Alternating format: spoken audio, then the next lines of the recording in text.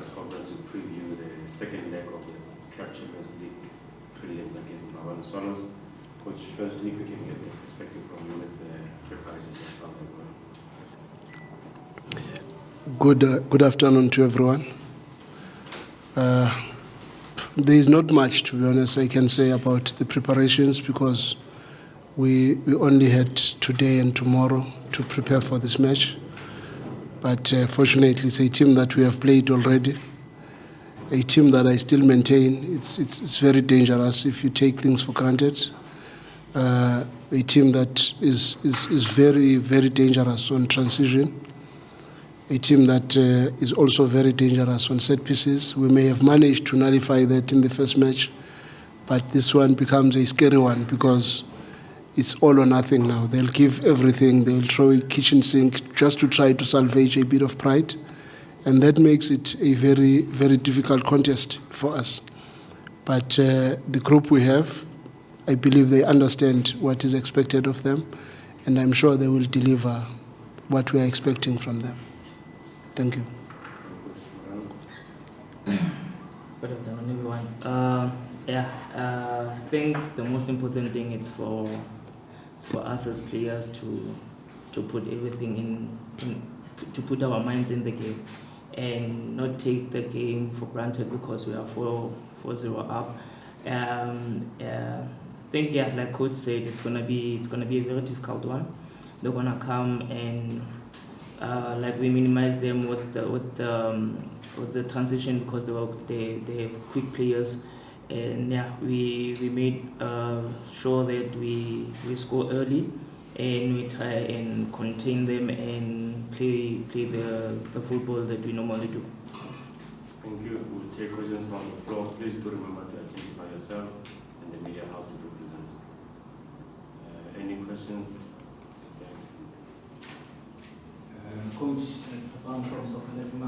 in a game like this, where you're leading 4-0, are you tempted at any point to sort of make changes and give opportunities? Because like you said, there are other competitions coming in that could be a hectic schedule. Are you tempted at any point to say, let me give others an opportunity? If I can be straightforward with you, that temptation will always be there. But sometimes you just look at the caliber of the competition and you say, I don't want any slip-ups in a competition like this one, because it's very important that we give our best to make sure that the team goes into the group stages. But it is true, there is such temptation, and it will depend on what we see in training.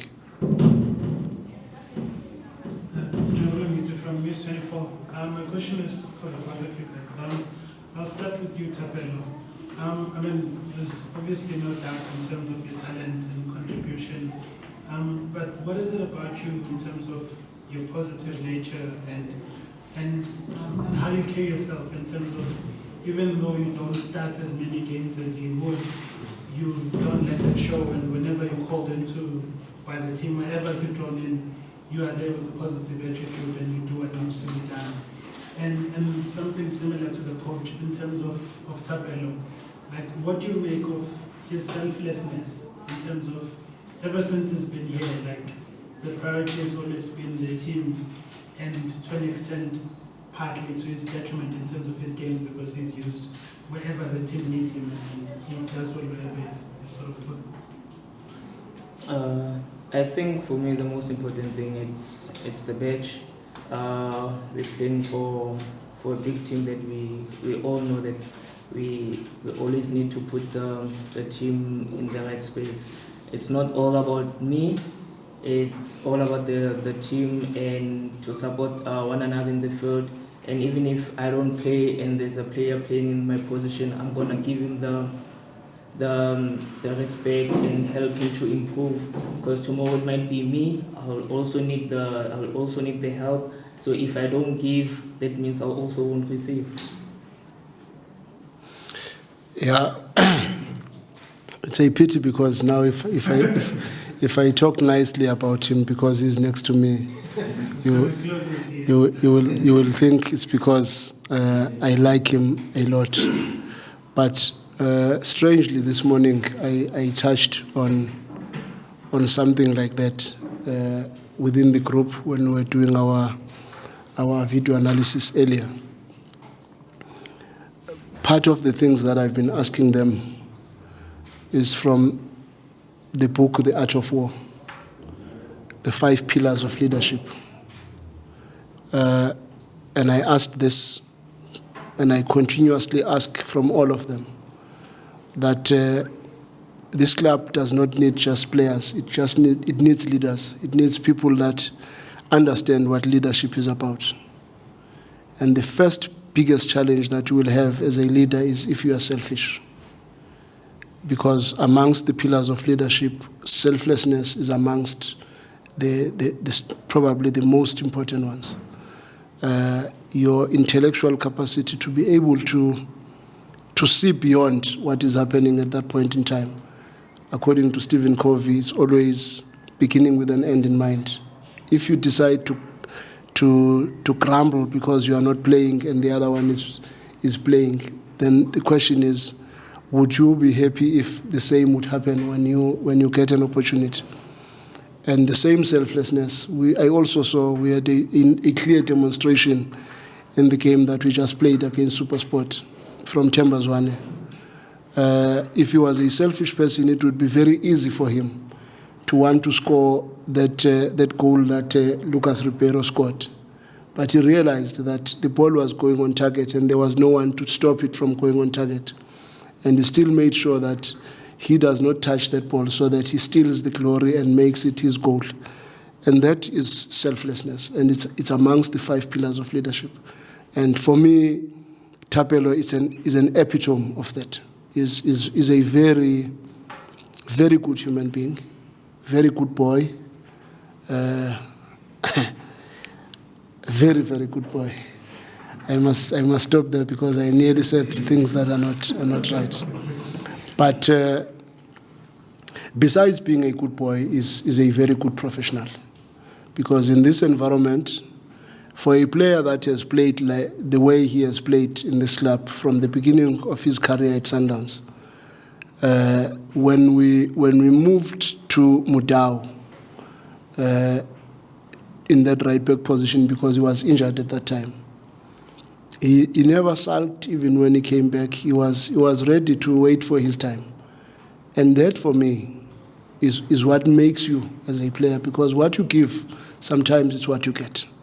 So if you are selfish, it's all about you. It always comes back and bite you.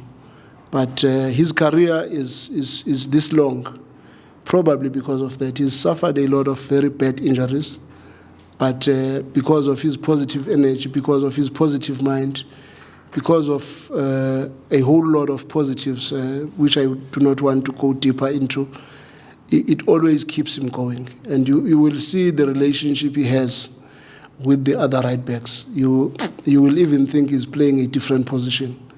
Because if he's outside, he's coaching them, he's talking, he's shouting, and he's telling them what to be aware of. And that is the quality of what we want to build in this club. And to be honest, it's players like this that also deserve to get captaincy in clubs.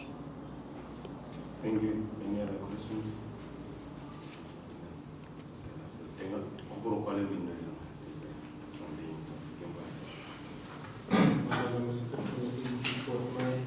My question is to the coach and Thapelo. Thapelo, first to you.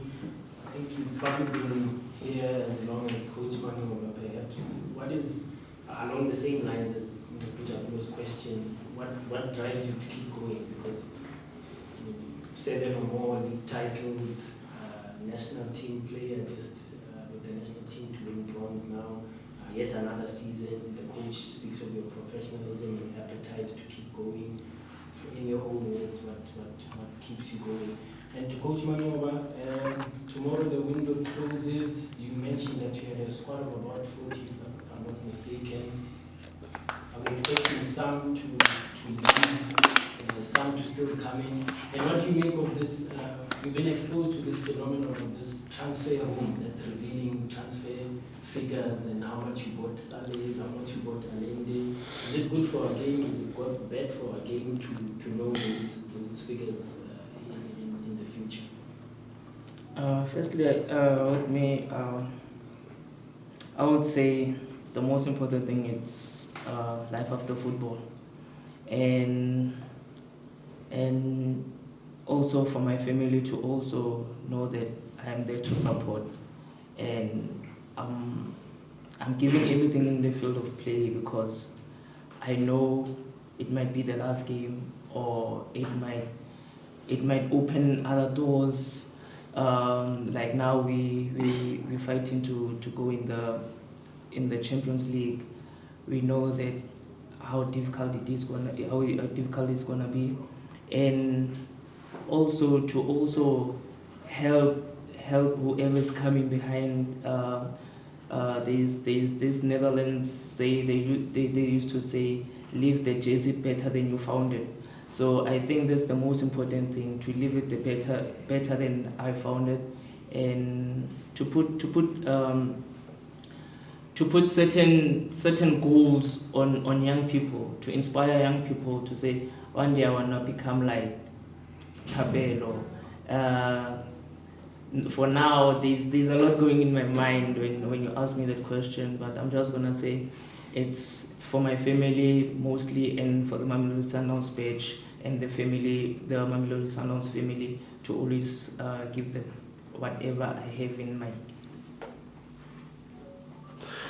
Okay, the issue of transfers, we've got enough players, and I would really not want to talk about what is most likely to happen, because I think I'll be taking away what the management is supposed to be responsible for in this club. So I will try to move away from the issue of what's going to happen in the last 2 days of the window. But if Lionel Messi can want to come this side, why not, guys? Why not? So the issue of transfers, personally, I'm not somebody who likes secrets. I'm that type of a person, because I don't think it helps much when you are trying to conceal the truth and the truth comes out, and probably that's where a lot of damage happens. But if we are honest and upfront about everything when it comes to transfers, just like it happens all over the world, we don't have to answer after, because at least the answers are already there. But I know sometimes that could cause issues in the change room and all that.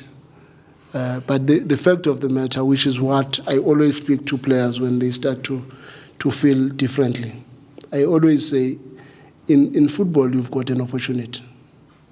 In football, your biggest opportunity is when you have to sign your own contract. You must do the best you can to get what you think you deserve. And when you don't fight at that time, if Thapelo comes after and he fights and he gets what he thinks he deserves, if when you said 5 cents is good for you, and Thapelo says, no, I need 2 rands, you can't come back to me and say, hey, but I don't think Thapelo deserves 2 rands if I'm on 5 cents. But I wouldn't really want to get deeper into that. But the truth is, in this issue of contracts and the money spent on players, personally, I would not want these things to be hidden. I would really love everything to be open and to know who is earning what in that club, because that will also help other players that are cheated maybe somewhere, where you find a PSL player is still earning 5,000-10,000 rands. So if this thing is in the public domain, I think every club will try to compete to be at a certain decent level in terms of the figures. Good afternoon, Coach. My brother, how are you? Good to see you. Very good to see you. Coach, I think with all due respect, it's not a foregone conclusion that you will go to the group stages, but it looks like it. What's the feeling in and around the club? I think the club desperately, in inverted commas, needs this tournament. How far are you thinking that this club can go to, and would it be a failure if you don't win the Champions League and you've only done it once, which shows how difficult it is? What's your dreams and aspirations in regards to this season's Champions League? And to Thapelo, what makes a player to stay here for so long as you've done? I think you've spoken about your family, but from a professional point of view, what makes a player to stay at Sundowns for so long as you've stayed here for? It's what you do mostly off the pitch, because normally we play every 3 days. So how you recover, what you eat, and the time you spend. For me, mostly it was mostly on my family, and also trying to improve my game, watching a lot of football. That's the most important thing. Recovery is one of the best.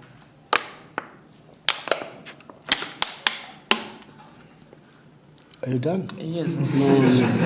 That's a photo finish, man. You can't just say recovery. That's no. Continue, son. Continue. But even like training well and giving your best in the pitch, that's the most important thing. And also what you drink. It's also important to add that maybe if you put wrong stuffs a lot because of the amount of work football players put, it's also very important for them to really take care of what they drink, because that's where a whole lot of problems come, because naturally the body requires a lot of hydration.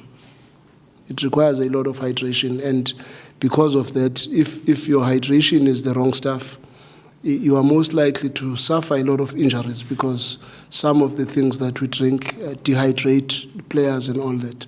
But when a player makes sure that he does what he's supposed to do, will always sustain his career, just like Thapelo has done. What was the question? The question was, I think it looks like you guys will be playing the Champions League group stages. What are the, would it be, in inverted commas, a failure for you guys not to reach it because you've only won it once, and I understand how difficult, a tournament this is to win it, hence, the big clubs have not won it 3-4 times above, Al Ali. So would it be a failure for you not to win it as the club and not just you as the head coach of the club? When I started coaching, I've always wanted to win from a very early age. I wanted to win something. I wanted to replicate my name as much as I can in many things that I do, in my life in particular as well. I always want to win. And that definition of who I view myself has always driven me to want to win every match that I play. And thus, I probably am the fortunate one, because I think I've coached in almost all the divisions in football, and I think I've won something in all these divisions in football. But when I got into Sundowns, I wanted to be part of a team that can win a championship. And one has been fortunate to be part of the team that has won probably 9 championships. And once I've won 1 championship, then it moved to the Champions League, that if we can win at least 1 Champions League, and fortunately, with God willing, we won the Champions League. But if I were to tell you my biggest ambition as a coach, it would be to win the Champions League. I wouldn't mind anything else. I know the championship is the gateway to winning the Champions League, but personally, as a person, I will give everything I have to make sure that we win the Champions League. And I'm very optimistic that we've got a realistic chance to win the Champions League. We just have to keep our feet on the ground and understand the dynamics and the challenges of all these different profiles of matches, because I think sometimes that's where we've let it loose, because the games of football in the Champions League are completely different. At home, most teams are going to be sitting back, but away from home, probably that's where we've got a chance to win the Champions League, by trying to do the best we can away from home when opponents are doing what we normally do at home, because probably that is the reason why we even chose a preparation phase that made us to play more against teams that were not playing with low blocks, but teams that were coming at us, because the plan was to try to make sure that we prepare ourselves for that stage where there is no respect, because the respect is what we are getting almost every second or third match, or maybe every match in the PSL. But in the Champions League, once you get into the group stages, your defenders that are not used to defend that much, because they are always possession-based, because the opponents are only coming with a counter, never really get the preparation to deal with opponents that will come at us. So the preseason went very well, and we did very well against those teams that were coming at us, not teams that gave us any respect. And that, for me, was a perfect dress rehearsal of what we would like to see in the Champions League, more especially in the latter stages of the Champions League. So it was a bit of a big compromise, because we knew the first games of the season that we were going to play were going to be against low blocks, because we were going to play PSL matches. But we had to take the direction to say, what are we preparing for? And the Champions League, the African Football League, the Club World Cup was the strongest in our minds when we made decisions to go and choose the opponents that we chose, not opponents that we were going to dominate, but opponents that we really had to share possession with. So, yes, it would be a failure if we do not achieve that, because that's what we've been trying to fight for. We have failed so many times, but sometimes failures are lessons, and our lessons learned maybe will pay off one day. Thank you.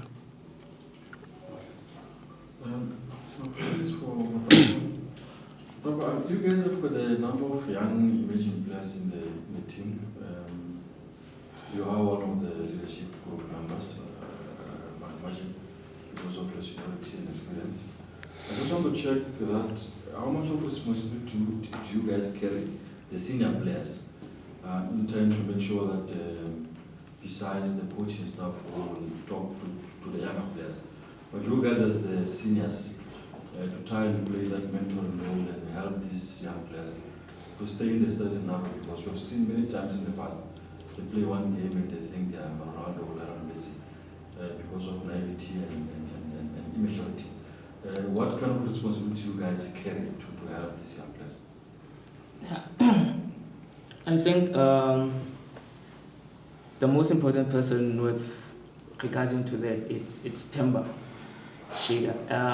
And the good thing with these youngsters that we have now, they listen, they are willing to learn, because we also show them from where we come from. They're fortunate to start at Mamelodi Sundowns.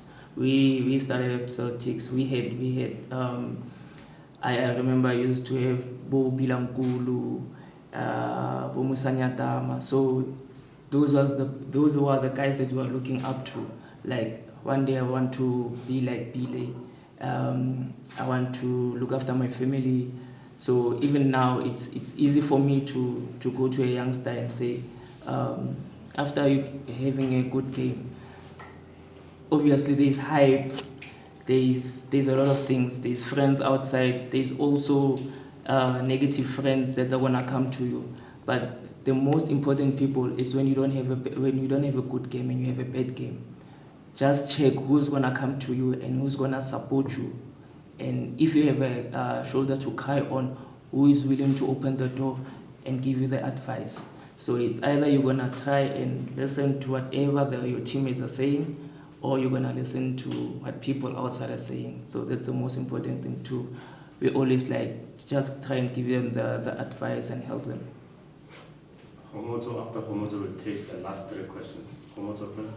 Homoto Mngqithi from Sunday World, Coach. My question is that you recently mentioned that you are not worried or scared to take decisive action against players that you believe are not playing as they expected to. So my question would be, how do you communicate that to star players, and how do you send your message across, and that you don't create unhappiness in their camp and that you don't create a lot of tension in the change room? I'm not sure whether I want to answer this question. But the truth is, I do not have star players. Because I've seen so many good players messing their lives. I try to be very open and fair with everyone and offer advice where necessary.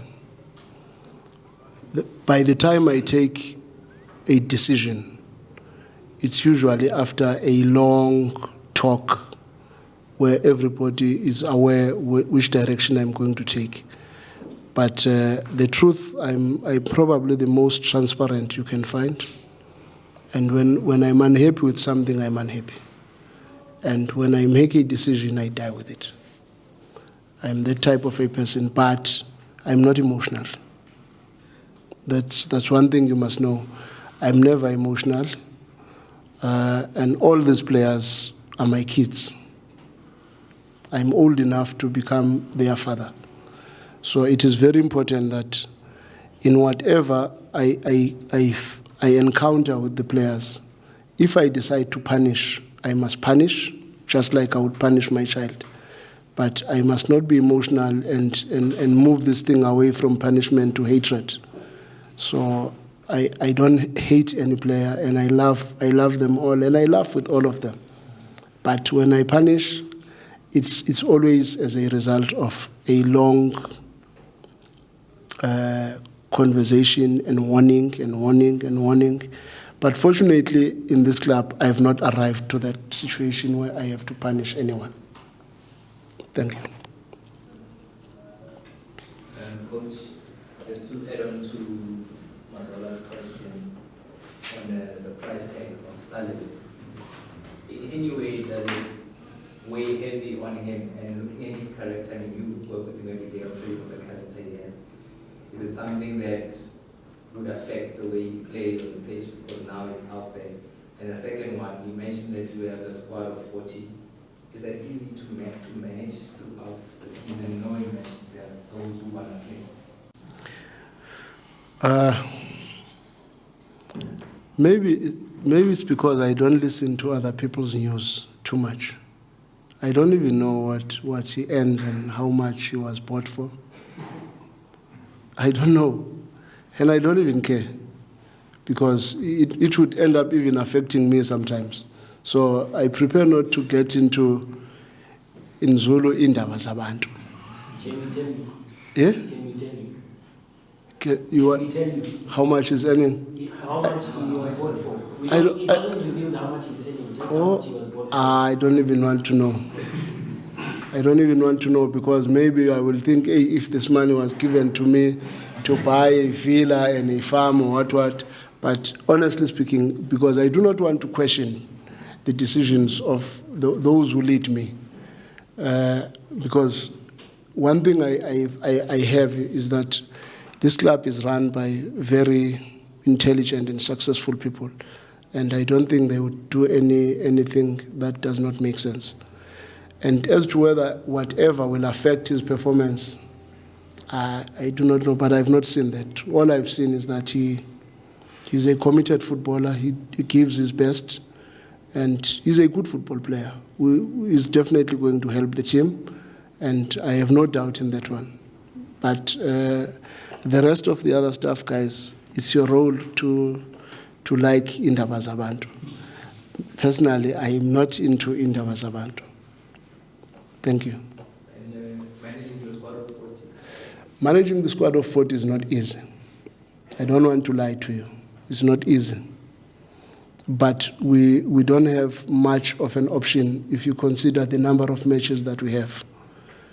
That is why we always try the best we can at Sundowns to have as big a technical team to make sure that even the players that are left behind are always taken care of, because the number of matches suggests that we will always have problems at the end if we don't have enough personnel.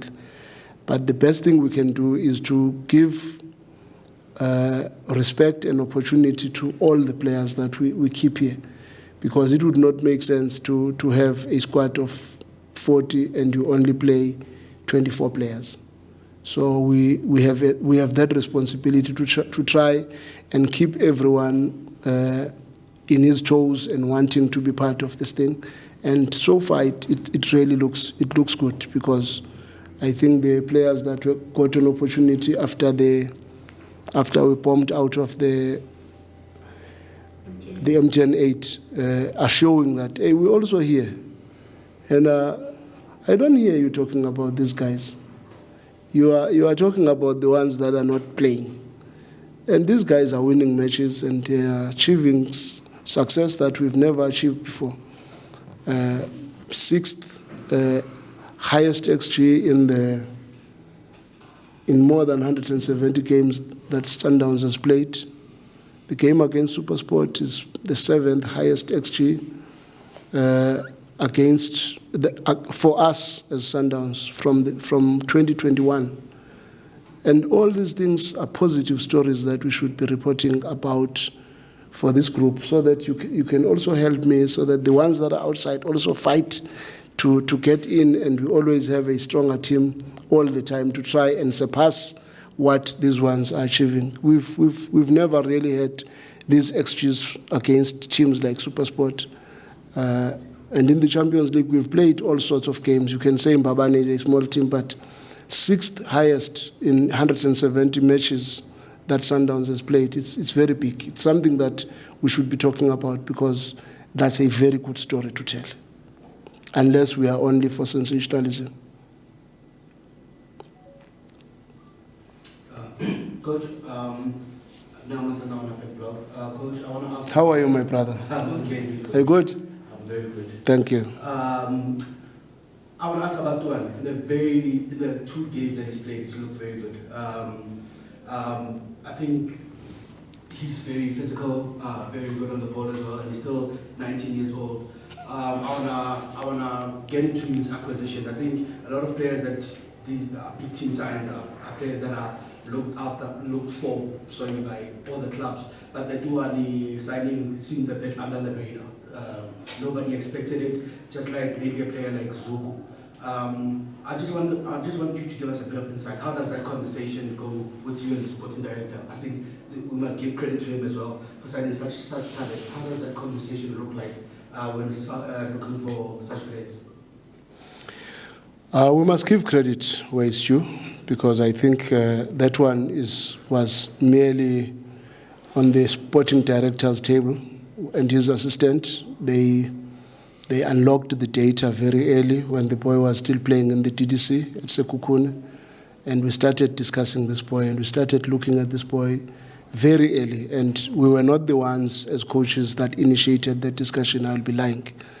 It was the sporting director and his assistant that said, hey, there is this boy, you must have a look. And we started looking. And we always look.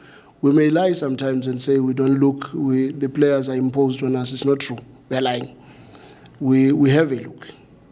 And we looked at this boy. Fortunately, we played against him, and they were forced to play him in the PSL, and he played against us.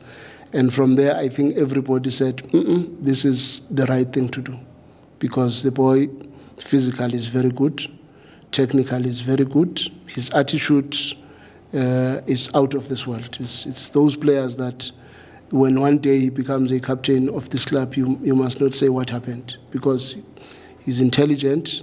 For him at that age to be tactically astute as he is, credit should be given to even his previous coaches, because sometimes some of the things that he does in a team that is as complex as Sundowns will really amaze you. And I really do not want to take credit for much of that boy. Maybe my credit would be, I said, let's see what he can do for us, because it was a time where everybody else would have said, hey, maybe it's going to be difficult. Why are you bringing a youngster at this stage when the team is not in a comfortable space? But that's me.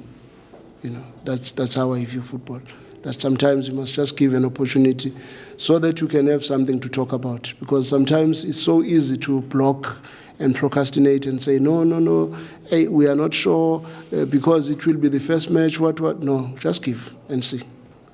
And I've done that with so many players. And even the young players here in the team are very excited because they know that one will put you in, and I will put you in.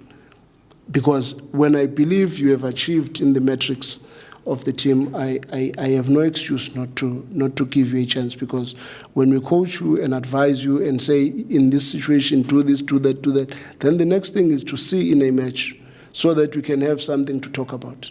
Then we know where to start now. But when a young boy like Tiwane just gets in and he gives these kind of performances, gives so much in terms of our metrics.